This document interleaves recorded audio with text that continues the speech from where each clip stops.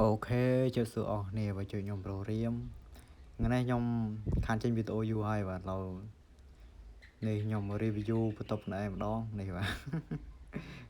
អូខេតោះនេះខ្ញុំទិញ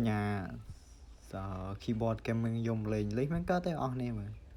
សាក់គ្រឿងក្រៅនេះមើល keyboard នេះអានេះ keyboard វាខ្ញុំមិនដាក់ទេដោយសារវាទូចពេកវាអត់មានអក្សរអស់ចឹងណាយើងនឹងដាក់ទៅអី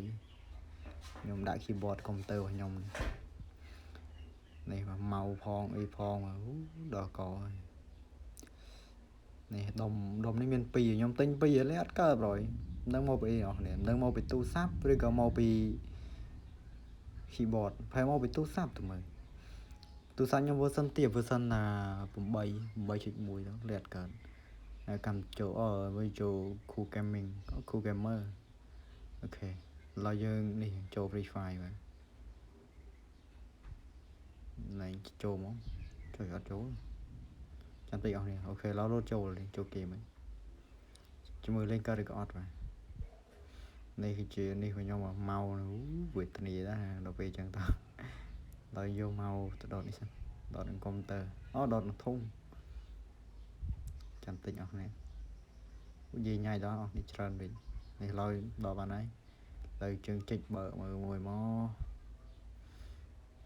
អូខេឡើយចាញ់ហើយមើលលេងសិនអស់នេះនេះឯង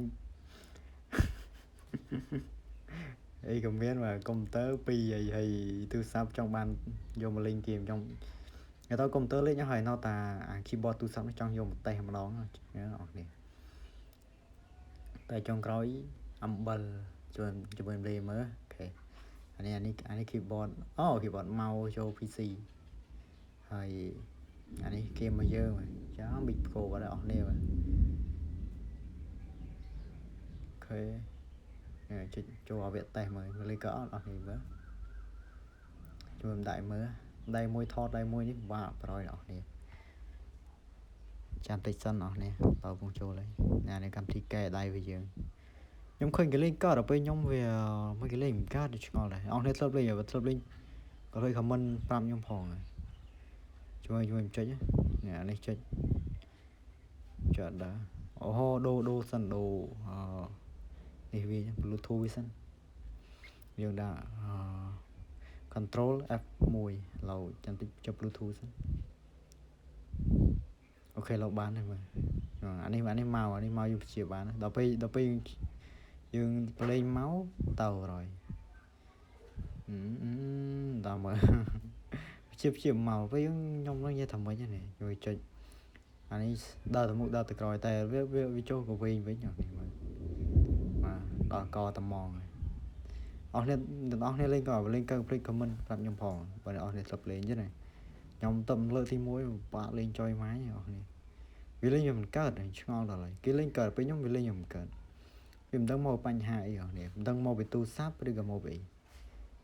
ចូលនេះក្អេតាវានេះវេទនាចន្ទប់rồiក្រៅហាយvào អស់នេះខាតទៅលុយrồiទិញខាតទៅលុយrồiខ្ញុំឆ្ងល់ដែរមិនដឹងមកពីទូរស័ព្ទឬក៏មកពី keyboard អូខេវីដេអូនេះមានប៉ុណ្ណាមកជម្រាបលាអស់គ្នាជួបគ្នាវីដេអូក្រោយបាទ